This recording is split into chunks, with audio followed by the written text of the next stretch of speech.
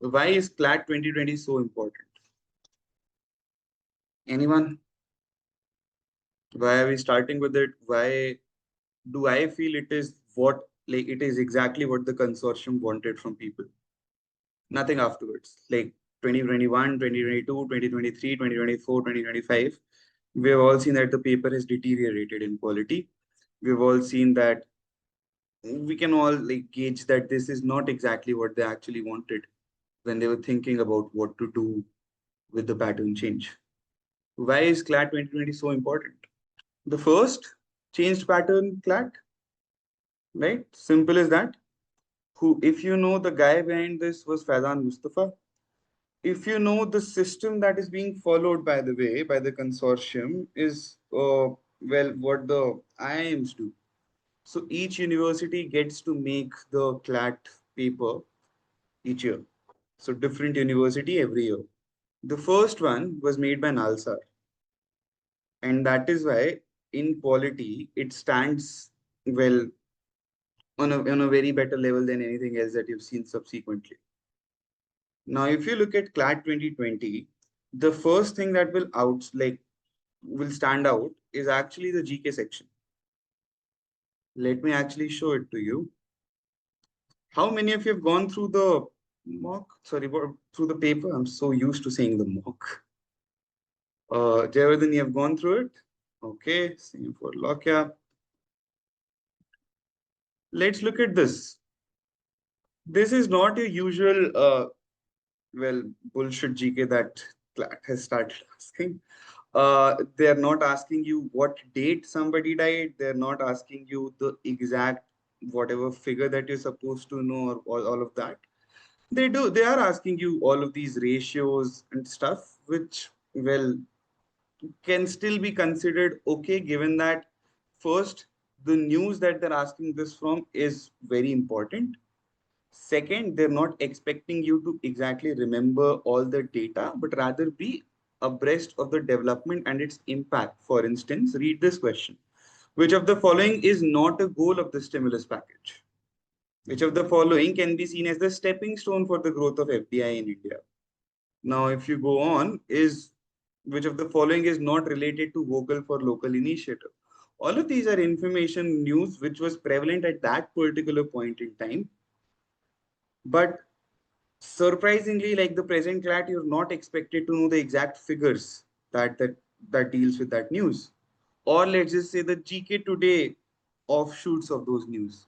This is exactly what they're trying to ask you presently. Any news, you go back to what are the awards and all of those stuff that you've dealt with already. Like, you know what, how GK today works, how study IQ works. Not dissing any of it, just saying that these are all information which are very memory centric. But CLAT 2020, on the other hand, was not so memory centric, but it was much more understanding centric. And that is the basis on which CLAT seeks to like proceed forward in all the upcoming years. This year, it's 2026 CLAT. They may or may not actually end up asking the same way. And that is why the safest bet would be to obviously first prepare for a paper like 2020 and then go on and prepare for all the data that they're asking. I'm not sure which NLU is making the paper this year, but be mindful that any year can just like tick the clock backwards to CLAT 2020. And that is why, especially given this uncertainty, when you're preparing, you're supposed to take that as the basis and then prepare every other year accordingly. That's the first, well, let's say, input that I had. This paper was rather long compared to what you see right now. It had 150 questions. It had 30 questions in reading comprehension, which we are concerned with today. So we're going to be analyzing the reading comprehension section. The way I want to do it is I want to go through the passage. I want to tell you what exactly could have been the rationale behind it. I want to look at the questions, want to dissect it in a fashion that whether how many questions in a passage were evaluative, inferential, and direct. And by that, try and discern any logic that they're actually looking at in order to like test the students. That is the approach. Does anyone have, or like, I also want to ask you, is there anything particular, especially for the RC section, that you want me to cover? Other than this, something that you think stood out in this particular year's CLAT? The passages were not really all about COVID like 2021. They were more diverse. They had like one passage directly from a short story, The Cat. Then they had another fictional passage, uh, whatever murder trial, that the strangest murder trial one. And then they also had like the first passage itself was quite confusing. Everyone had a different first passage, so let's just actually dive into it. Can you see the screen? Okay, on anything you didn't send the link. Okay, this is done outside. Doctor, excuse the video. Okay, the first passage. Climate change is considered to be one of the most serious threats to sustainable development. The very first thing, or like why I'm saying this passage is especially confusing for people. I'm assuming you all have mocks. So I'm not going to be constantly sharing the screen. Like if you don't have it, open it alongside and then look at it with me. Now, the idea is this passage on climate change. Why is it significant or why is it troublesome for people? Because the moment you read climate change, you're inclined to believe that the entire passage is actually going to be about climate change, its adverse implications and whatnot. Right? Why is it a threat? Why you must improve, and so on and so forth. But the passage, if you actually see it, or the central idea of the passage, is not really climate change. And that is where the troublesome part comes into place. What is it actually? What is the main like concern of the passage, if I may ask you?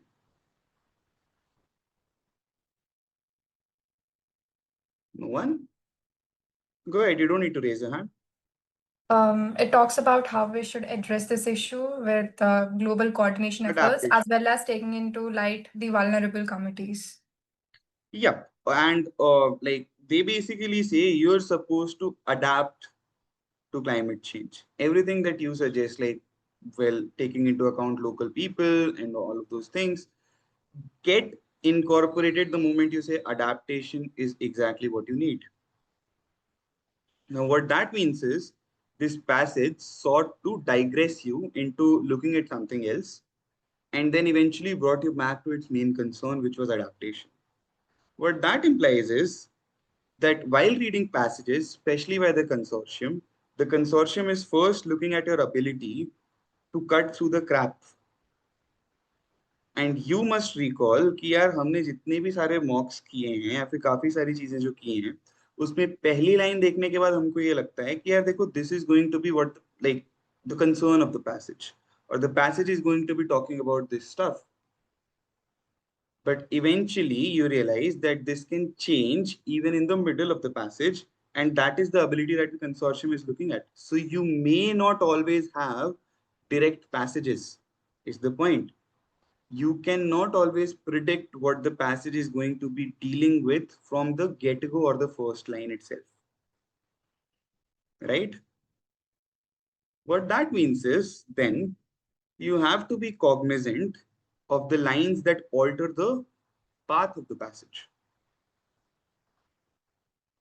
Right? So, for instance, if let's just take this passage itself, we're talking about climate change, climate change, climate change, first three, four lines actually.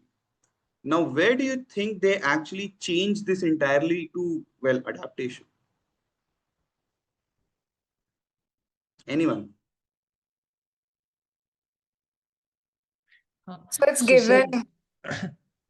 so Go sir, there ahead. is yeah.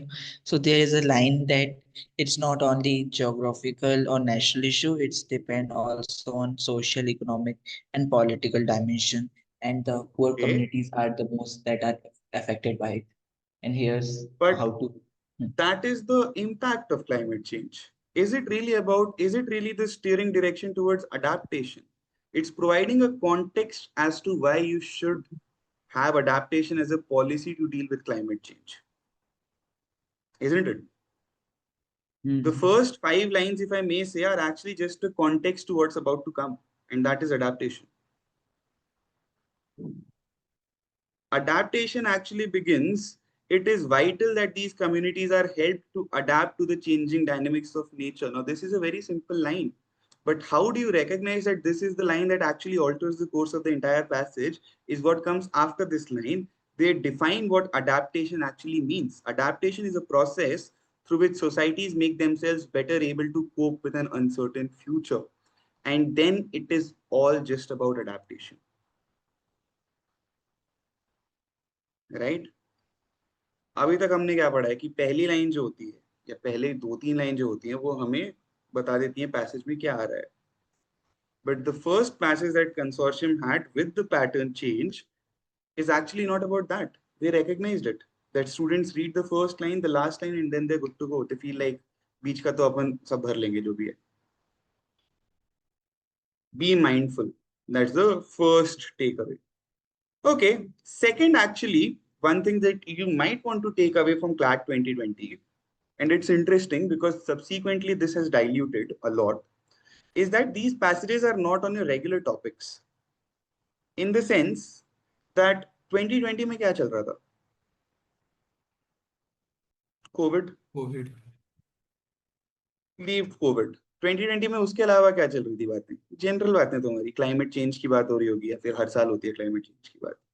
Now, climate change is something that everyone appearing for CLAT, everyone seriously attempting it, must have at least done one passage on climate change. So everyone was somehow familiar with the vocabulary used in climate change. But what's the issue? The issue is they're not exactly dealing with the mainstream topics, even for topics that are mainstream. And what that means is कि अगर तुम्हारा topic climate change है या फिर climate change पे तुमने पढ़ाई करी हुई है, they're not exactly dealing with climate change, but are rather going towards something that's not so mainstream, called a solution or tactic to climate change, that is adaptation. What does that imply? That implies two things. Pehla, of course, you cannot obviously leave out the mainstream topics because that provide you with the vocabulary or the set of vocabulary needed to tackle these questions, these passages. Unless you know, well, what words do we use for climate change, you'll be unable to comprehend exactly what the passage means. And that is one thing that you must be sure of. Second, you cannot exactly rely on the fact that, theek hai, I've done all the mainstream reading, I've done this, I've done that. For instance, during my year in CLAT, we were told like a lot of times, ki yaar, do one thing, read a lot on COVID. Now, the fact that I read a lot on COVID by itself cannot ensure that I'll be able to understand the passage. That means while you're preparing for mainstream topics, also be ready for topics that are not so mainstream and are actually on the sideline or nobody has heard about it in the year. Or very few people have actually heard about it. Okay, the basic point being they do not want to be very predictable. They do not want you to have read this year. You read all about US tariffs. You miss out one aspect about US tariff, let's just say how the court internally has declared it illegal. And they ask a passage entirely on that. So you cannot first predict with certainty what exactly it is going to be. And even if you do, like largely what topics they're going to ask, do not be very, well, I would say, do not be very sure that you just understand the vocabulary in which they're going to ask the passage. You're supposed to sit there and tackle it as it comes. Okay. So two things. First is obviously the course of the passage. The consortium knows what we talk about. So they know कि हम पहली तीन line देखते हैं context के लिए, बाकी पूरा passage हम अपने आप जल्दी जल्दी पढ़ लेते हैं because we are doing skimming or whatever. And that is where the consortium, like the very first passage, they change the course in the middle. That means even though you're doing something like skimming or reading the first three lines, you have to be cognizant of the lines that alter the course of the entire passage first. Second, even though you are accustomed to reading mainstream topics, they can always just ask you something from the sideline. And that is important because you first have to read stuff, well, that is also obviously not in the mainstream. And second, do not be very confident in the fact that I know everything that's going on right now. You have to be better at reading.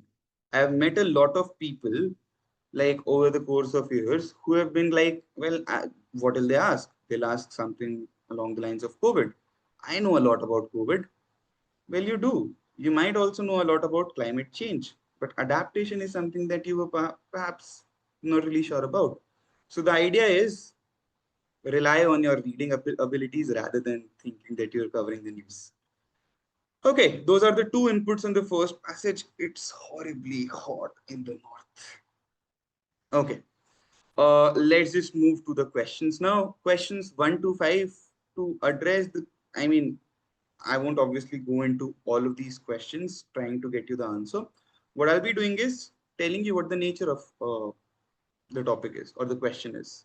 And you might actually want to also count it. And then towards the end, we can discuss, well, whether they are more inclined towards evaluative questions, direct questions, or inferential questions. For context, evaluative questions require you to know the entire passage in order to be able to answer. Inferential questions need you to be cognizant of a particular few lines in the passage through which you can infer something. And then direct questions, obviously, you either know it or you don't know it. Vocabulary or something directly from the passage. To address the challenge of climate change, developing countries urgently require to do what? And tell me, what is this question type?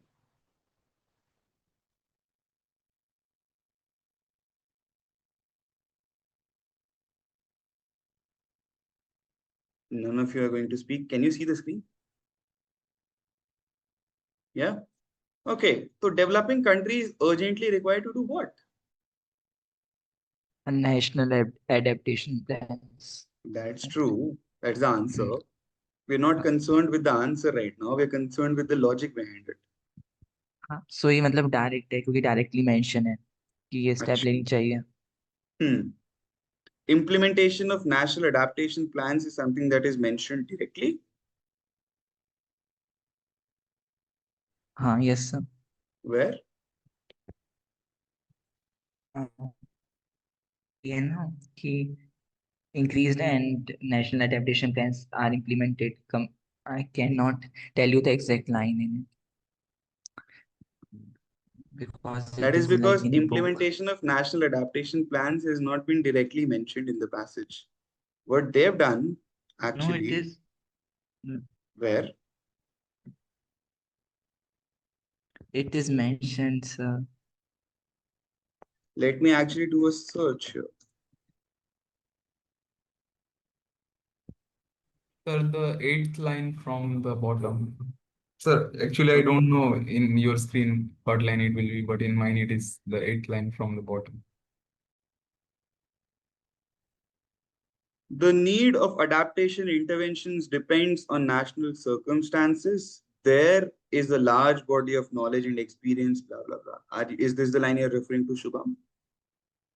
Sir, I am referring to the line that is saying vulnerability of developing countries to climate change is reduced and their capacity to adapt is increased and national adaptation plans are implemented. Okay. Now, if we say that to address the challenge of climate change, developing countries urgently require what? You have four options. We're not going into that. It can either fall under inferential head or the direct head, depending on how explicitly it has been mentioned. Okay. Given below are the factors of vulnerability of poor people to climate change. Select the option that contains the correct answer. Now, this is again something that can either be direct. Actually, if you look at it, their dependence on natural resources, geographical attributes, and lack of financial resources. The first two are explicitly mentioned that it not only does these two, but also this. Now, there is no exact mention of financial resources, if I recall correctly, but then that is inferable. So it can be seen as an inferable inference question. Which of the following is against the idea portrayed in the passage? Blah, blah, blah, blah, blah, blah. The process of adaptation to climate change does not take into account the factor of prevailing national circumstances. Now, this is actually against one line that I just read out like for the first question. If you recall, I said That Shubham, are you referring to the need of adaptation interventions depends on national circumstances? That means you need to go back to that particular line, see if it is conforming with that. No, move on. Direct question. Okay, the traditional knowledge should be used through whatever. And these are all things, basically, the idea behind these questions that we can see is they want you to be able to locate the particular line and then answer in context of that. There is no evaluative question in the first five questions. You are supposed to look at particular lines, match them with the passage, and then answer it. That tells you the importance of inference. A lot of people end up saying that we know main point, we know title, we know style, we know tones. But this is where the game actually changes. So we know one thing, that for the first five questions, there is no, well, evaluative question. There is one direct question. What is the meaning of the word resilience occurring in the passage? And if you see throughout the mock, they're actually asking one direct question based on vocabulary in each passage. That just tells you the importance of vocabulary, because I've been telling you that they test your application mindset in legal, they test your critical thinking, reasoning, whatever in critical reasoning. But they don't know any other way to make RC hard other than making it lengthy and other than making it dependent on your vocabulary. So for people who say, कि यार देखो vocabulary क्या है, you're reading, you can always make up in your mind what this word means. That is not how it is going to work, because if they just ask you this word का मतलब क्या है, you'll be done for. So keep in mind that vocabulary is something that is non-negotiable, especially from a reading comprehension perspective. Got it? Okay, that was the first passage. Took a while. Second passage is the one like.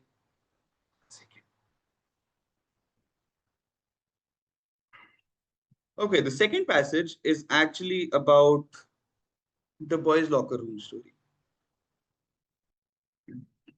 I mean, not a lot of you would be aware of it, but it was big news back in 2020. Now, what happened was there was a group of boys in school. They were chit-chatting on Instagram, horrible chats, like normalizing the rape culture, objectification, and so on and so forth.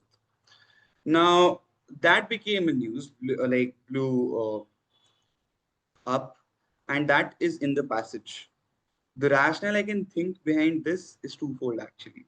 First, obviously, that it was in news, but nobody perhaps seemed to have thought that it will be, well, as big as to be covered in CLAT, especially in reading comprehension, because these kind of news are there. So this is something that brought with it the surprise factor that CLAT wanted to have. Second, its relevance for people actually appearing for the paper. Who were the people involved in the boys' locker room? You, me, like people our age. And that is why it was relevant to us. One thing that is inferable is things that are relevant to you possibly deserve more than a glance of yours. News that is relevant to your age. Okay. Other than that, this passage was rather straightforward. One thing that you might have found a bit difficult was question number 6. That is, what is the central idea being conveyed by the author in the passage above? Did you guys people go through it? People who went through the mock, like, not the mock, the paper. I'm telling you why. Because throughout our preparation, we have actually thought about it this way. And that is actually how it works. So I'm not going to be, in a way, saying that discredit your preparation. In a way, I'm going to be saying that this is exactly what the consortium wants. And that is that throughout your preparation, you have heard that if the entire passage is talking about the problem and there's a single line towards the end giving you a solution, then that by itself does not make it a suggestive passage. That by itself does not mean that the solution is the reason behind which like the entire passage was written. And that solution is there in order to give more context or round up the passage in a better fashion. Here, in this particular passage, we find that the entire passage is actually about, well, what happened on Instagram, keeps on happening on WhatsApp, and blah, blah, blah, blah, blah, blah, all of those stuff, right? The responsibility on the stakeholders, not the stakeholders, but the supervisors of the stakeholder. That means the parents, the social media apps, and all of those like stakeholders involved. Towards the end, there is a single line which says that, well, digital platforms claim to have zero tolerance towards content that violates community standards, must also explain why such abuses go undetected despite boasts about AI driven technologies to stop them. They should play a more proactive role in stopping the sexual harassment of real people in the guise of virtual sport. The last line, the very last line I read, they should play a more proactive role.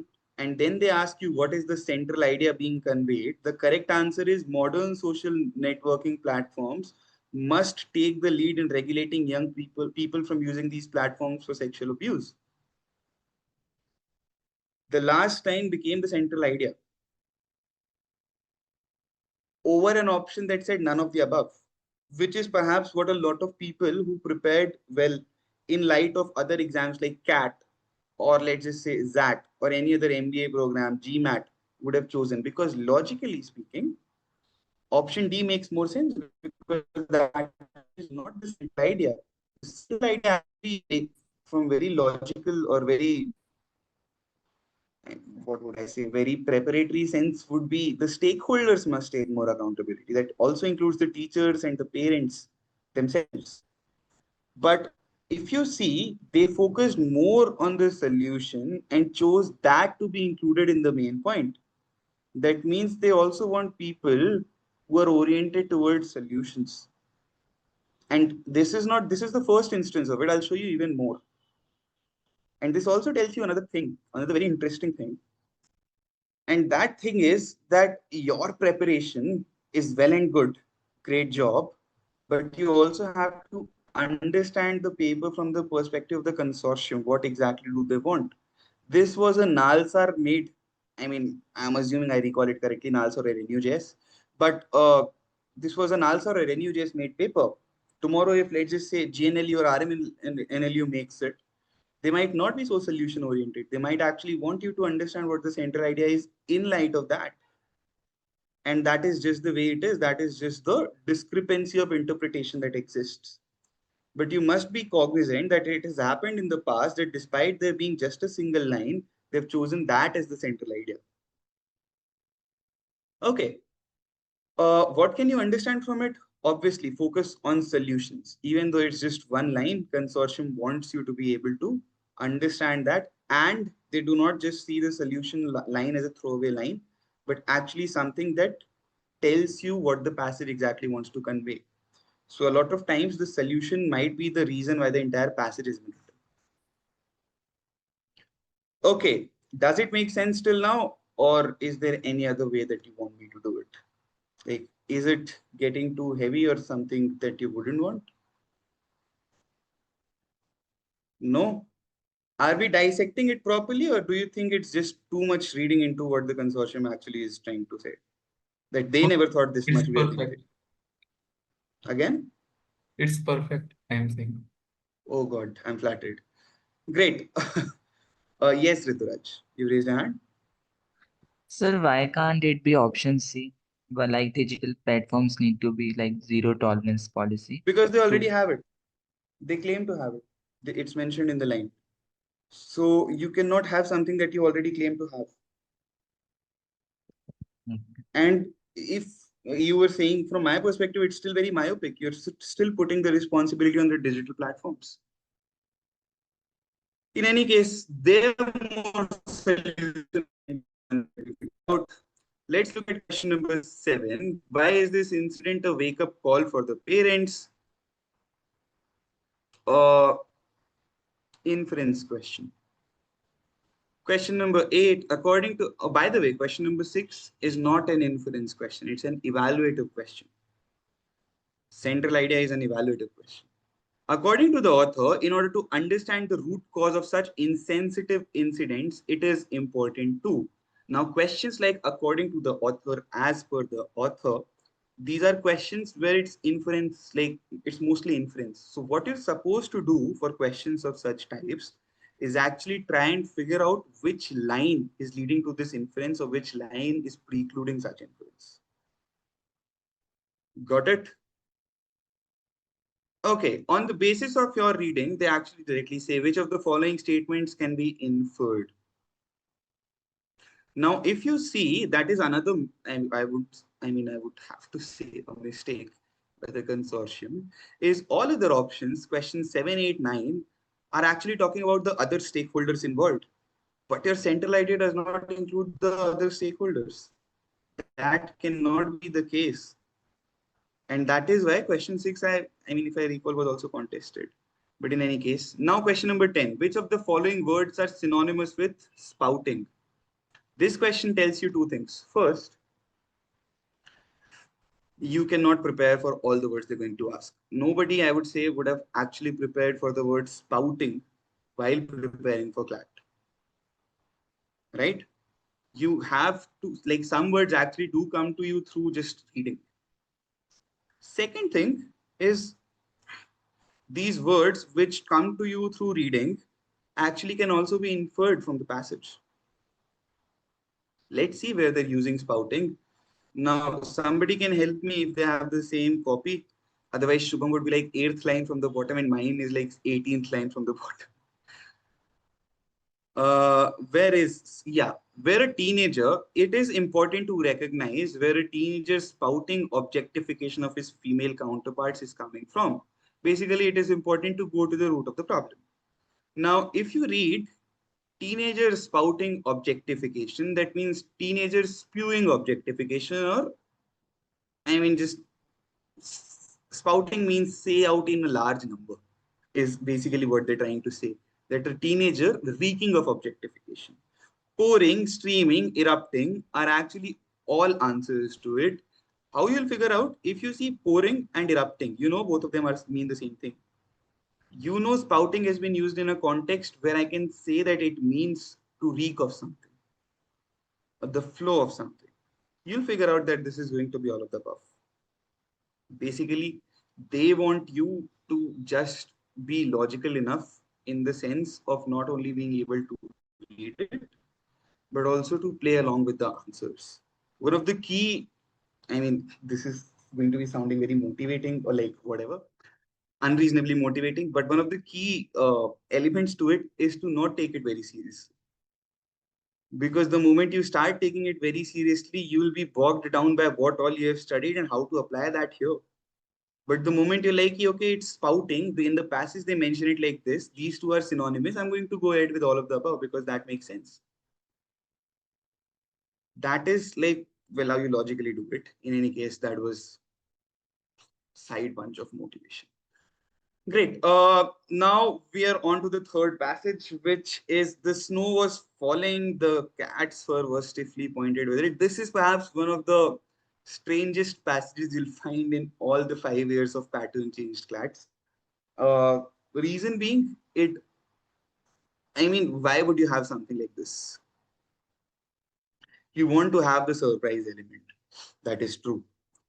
You want people to be able to read anything that is thrown at them. And that is one of why this is one of such passages is because it is fictional, but the language of fiction here is like far outruns the language of fiction in the passage on murder mystery or like the strangest murder trial. They're not saying anything directly. It is very, in some senses, uh, I mean, poetic in some senses. I'm forgetting the actual word for it, but it's not exactly or directly what it is. Now, you might have recalled me saying a lot of times that, guys, when you're preparing, when you're reading passages, read each word and take it as it is. What that means is you read each word and take it as it is without going into the underlying meaning. And why I said it or why we have been doing with it, because we recognized कि यार जब poem आती है exam तुम्हारे mock में, तो तुम लोग पहली लाइन पढ़ने के बाद कवि क्या कहना चाहते हैं मैं घुस जाते हो, which is not the best approach. because you have to read the entire passage, and then only you can figure out what exactly is it that the Kavi wants to speak. Now, that is the approach, and that is how it should be. लेकिन इस passage में कुछ लाइनें हैं where you'll figure out like that is not how it's happening, and I'll like take you through them, not the lines but through the questions. One thing that is important here is, and that you can figure out is, I've been telling you to read short stories. See the source of this particular passage. It's a short story. You ask me, what short story do you want me to read? Well, any of it. Just search short stories and read it. Why? Read difficult ones if possible, if you're at that level. But the point is, you should be able to read fiction. They want people who read honestly. Like a vast majority of people at NLS, like people from my batch, are avid readers. Like I can't stand the idea of reading a novel, but a lot of people in my batch read a lot of novels. Now, your videos froze. Is yeah. Now that means they want avid readers, people who are able to read a lot of stuff. And the first step to being an avid reader is obviously not just being comfortable with the baseline fiction vocabulary, but also being at an advanced level to it. And that is exactly what this passage is testing. So if you're not a very big literature fan, your videos froze. Am I not audible? Am I not audible?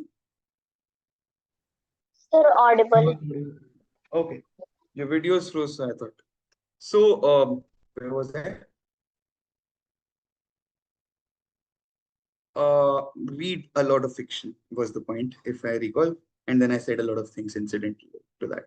Okay, let's just move on to questions. The first question here is actually a direct question. Which of the following suggests a synonymous meaning to the words providence and crescendo? Right? Now, one thing that stood out to me while solving this question was actually that providence in normal language means God, or like it refers to a higher being. The correct answer to this question is nemesis and apex. You're supposed to find out the synonyms. Nemesis and providence, in my wildest thoughts, I would have never thought that they're synonymous. But why are people choosing that as the correct answer? And why is it actually the correct answer? Because zenith is not what providence means. Zenith means the peak of something, while providence means, a presence beyond humans or something along those lines. Laxity is like rulelessness. Short-sightedness, again, does not make sense. A is the most sensible option available out of the given four. Nemesis and apex. Crescendo means, going down. Apex means the top. So the second one matches out. Providence and nemesis. Nemesis is somebody that, is your enemy, or your arch enemy, so to say. And in a way implying that God is your enemy or something along those lines. But leaving that aside, providence and nemesis actually do not make sense to be going together. But again, the most sensible option prevails, the most sensible option at that particular instance. Okay, this 12th one is for Tanishka. It's a grammatical question. It's asking you what's irony and sarcasm, alliteration and puns, simile and personification. It wouldn't require like a very connoisseur of grammar to say that it's simile and personification because of the way they have actually said it all. Okay, now the 14th one is important. 13th one is also like, what's the motive? You can figure out that it's a never-ending wait because that's the underlying story or the underlying idea of the passage. The 14th one is important because this is what I was referring to, that they do not want you to actually just focus on, what's the line, what the line given in front of you says. How and why? Let's just come to that. Read. Okay. Does everyone has this as question 14, or am I just like, I don't know. So question number 14th that I'm referring to is this. The author's description of he was under no constraint of human will. Okay, also, guys, please turn your videos on. A lot of you have your videos turned off. That just doesn't make sense. Please turn it on. Great. Question number 14. The author's description of he was under no constraint of human will, for he was living alone, implies what? Cat's absolute freedom from everything? Of course not, because later on the author goes on to say he was a victim or subjected to its own whatever wishes. Cat's no association with human beings seems like the most direct answer. That when you say that he did not, well, no constraint of human will, for he was living alone, that means you did not have human association. And then the third one says cat's loneliness, and the fourth one is tyrannical demeanor. Obviously, the choice comes down to B and C. From the line, it appears that it should be B, but they want you to go a step ahead. Why and how? They basically want you to look at the entire passage. क्योंकि पूरे passage में क्या बात हुई है यार? पूरे passage में बोला गया है, and it's very sad that बहुत ठंड है, and the fur of the cat is actually very prickly. That means it's like a sharp object, and it's still waiting outside, hungry from a lot of days, waiting for a rabbit that went inside, God knows how, so like far back in time, and it's there. And then in that context, they're saying that it had no human touch or no human association and was living alone. So you're not only supposed to look at that line and say that, well, you do not have human association, but you're supposed to go beyond it actually, and then say that it is, well, not human association, but it is your loneliness that we're referring to. And that is what they want you to do. So when you read a passage, build an entire idea. The lines, but he never faltered and never once cried, he had nothing to gain from crying and everything to lose, shows that the cat is resilient, obviously. Now, if you see, the fiction passage had like a very different approach from a non-fiction passage in terms of questioning. How? They had two questions at least, wherein they had a direct line and they asked you what it means. First. Second, they ask you what the motive of the cat's life is. That also tells you that it's not something which you look at the passage, infer an answer, but it's something that you read the passage and then think of it. The never-ending wait. Then they had a direct question, sorry, which was perplexing. And then they had a figure of speech question. That tells you that while they're expecting you to read non-fiction in a different way, they're expecting you to be able to read fiction in a different way as well. So for non-fiction, while you're reading it line by line, word by word, and taking it as it is or as they come, for fictional passages, they want you to go beyond the well expressly mentioned words. So the way of reading fictional passages going forward based on CLAT 2020 should not be to take as it is or as it comes, but should rather be to read the line and think what is the underlying message that they're trying to give. Not only the line, because that will be too time consuming, but read the entire passage and answer the questions from particular lines, keeping in mind the context of the passage. That means if I give you one line saying what exactly is it that the author is trying to tell you, keep in mind the entire context that prefaces that particular line, and then answer it along like similarly or based on that idea. So the approach to reading fictional passages obviously is much more different than non-fictional passages, because of not only the way in which these two are written, but also the way in which they ask you the questions on this. Okay, the next one is also a very fictional passage, a very short story, again a short story, wherein the author says that I am bored of humans, right? And this again, I wouldn't take a lot for this one, because this again is in some senses asking you to not just look at the line, but also go beyond it. I'll just go to the questions and tell you. This is actually a complicated passage, by the way. It's not as simple because even for inference questions, it's not direct. Why does the author not like humans? For instance, you have a question. Yeah, why has the author lost interest in humans? Because they make the author suffer is the only direct thing mentioned in the passage. And everything else, human beings do not bring with them the warmth and comfort which comes naturally with night, stars, and winds. And human beings are not mysterious, are things that you're supposed to infer. क्योंकि वो कहता है कि night is mysterious and I like night more. But humans I do not like because night is mysterious and humans are not is a connection that you're supposed to draw based on the reading of the passage. Got it? And that is how you're supposed to read fictional passages, especially like as the consortium wants you to. Compare the night with basic question you would be able to answer. What has the author called the Katydids did wise? Or Katydids wise? Why has he called that?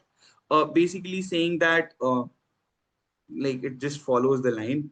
They tell me only sleep, sleep, sleep. They do not chatter like people, how wise they are or whatever. That means they do not just tell you to, or they do not engage in unimportant conversations. Which of the following can be inferred from the passage? This is an interesting like question because it like the four options you look at, nature is just a mystery.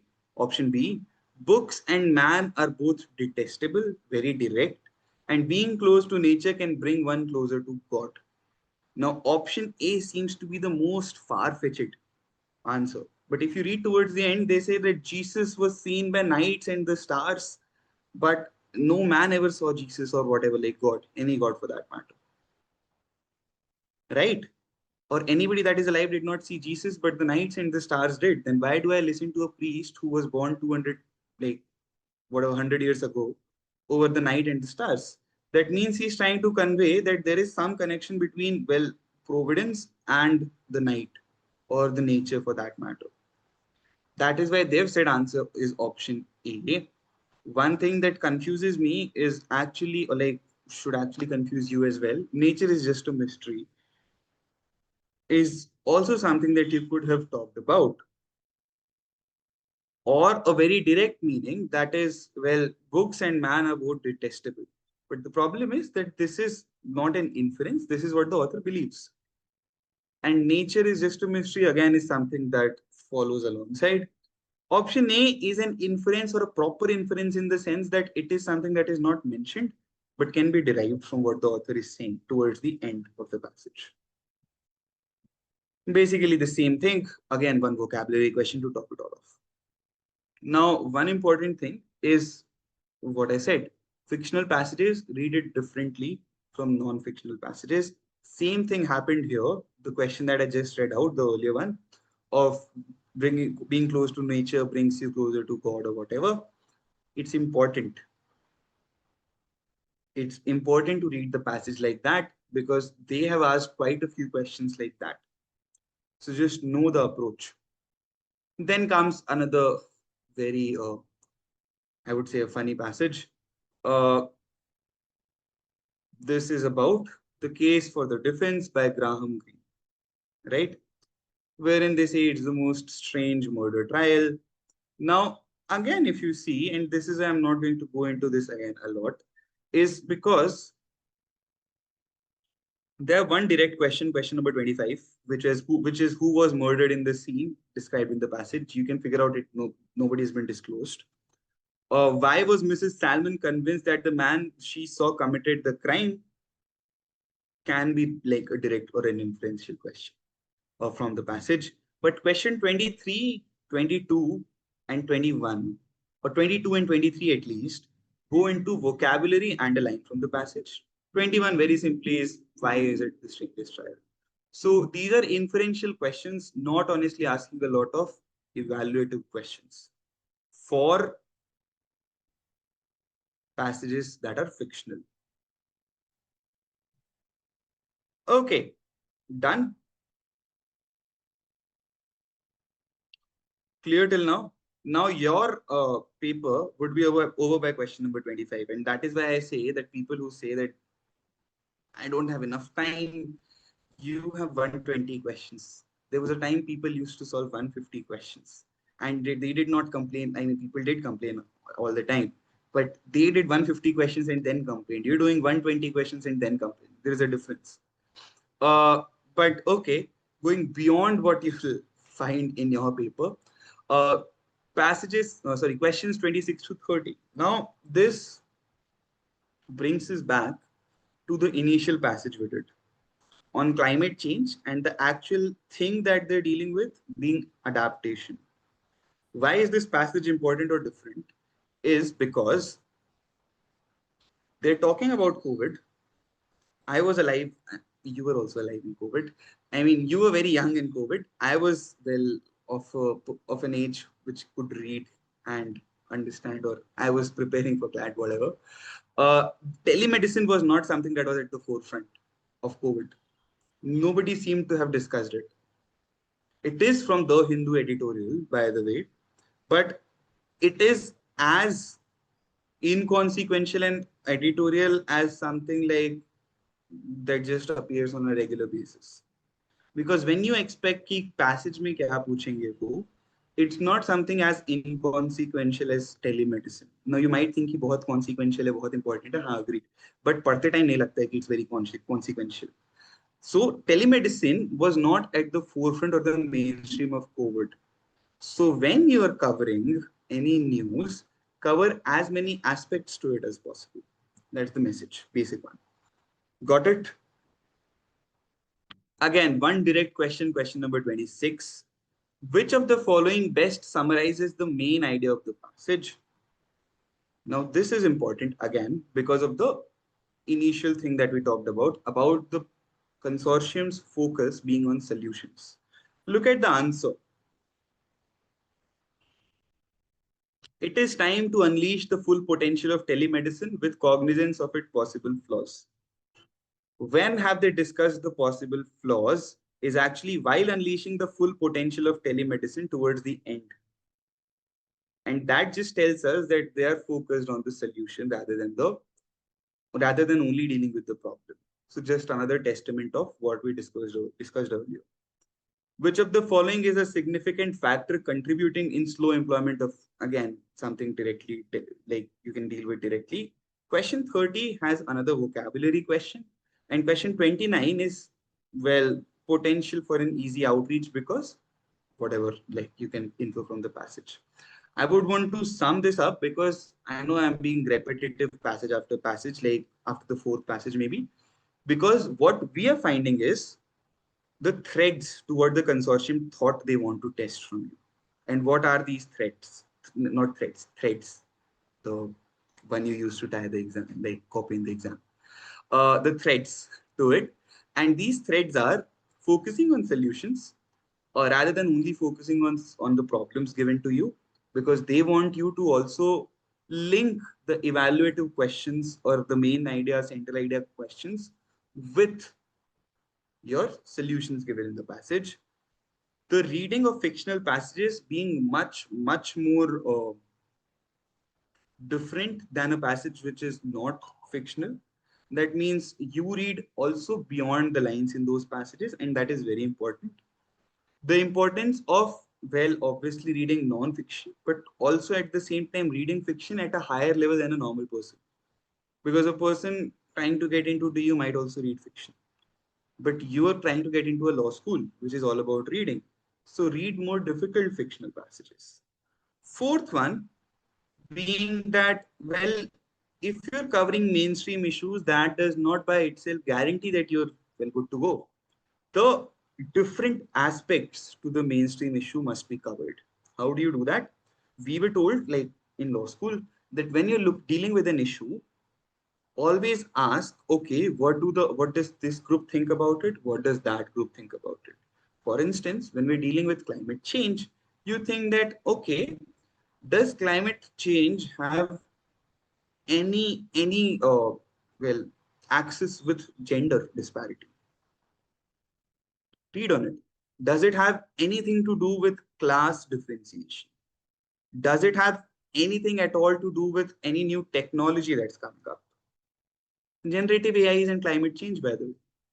You know how much harm to the environment it causes. So when you ask these questions, when you read on them, what's mainstream Because let's just look at it this way. What's mainstream impacts everything everywhere. So you're supposed to find things that like that are impacted by the mainstream thing because they can ask you anything of it. And I'm not saying कि तुम वो exact passage ढूंढ लोगे जो exam में आ रहा है. But what I'm trying to say is, if you're able to understand कि यार mainstream चीजें side वाली चीजों को impact कैसे करती हैं, then it won't be a very big surprise for you when you're thrown with something like that in the exam itself. Got it? Okay, now if you recall, we discussed that it is going to be a historic analysis rather than a moving back analysis in the sense ki 2025, 4, 23. Now, what obviously one, I would say, advantage of a historic analysis is that you'll be able to see the progression because till now we have done 2020, we know ki what they want, but this might not be what they want presently, or this might have changed over the years. Because 2021, the year I appeared for, I recall it was all just the mainstream passages from COVID. So keep that in mind that this can change. But one thing that you can like get from this is obviously that fiction can come, non-mainstream topics can come, different reading, context can change in the middle of the passage. So while we are looking to understand the consortium is also understanding us and trying to overcome that. And that is why they're finding passages which surprise our preparation. Okay, are there any questions before I stop the recording and then just a general conversation with you on something? No questions? Sir, can you go through All right. passage 4 again? Can I go through? Passage 4. I mean, the type of questions it has. Could you tell me how the passage starts? Sir, I am losing my interest in human beings. No, just read the first line of the passage. That's fine. Sir, it's I am losing my interest in human beings. Okay, yeah. So what I said is that this is another short story. So obviously, like we saw in the earlier short story wala passage, they want you to follow the same approach. Even though they're asking you कि इस line का मतलब क्या है, they want you to answer it as an evaluative question. In the sense कि तुम पूरे passage का context ध्यान में रखो, फिर उस line को पढ़ो और answer दो. That is the approach for reading passages like these, according to CLAT 2020. And that is what like the most mainstream thing that question 16 to 20 tells us. Obviously, they have a direct question like each other passage uh, in the section, and then they have one direct question on what is the meaning of rough, and then they have why has the author lost interest in human beings, which was an interesting passage, and we discussed here ye is an important passage because one thing is directly mentioned, but everything else you need to infer. तो we discuss कि कैसे रात की वजह से author ने कहा था कि रात मिस्टीरियस है और ह्यूमंस मिस्टीरियस नहीं है something that you derive from that and that is why he is more interested in the night and not humans so that is an information you're supposed to derive by reading the entire passage, not the case in non-fictional passages, by the way. Got it, Shubham? Yes, sir. Great.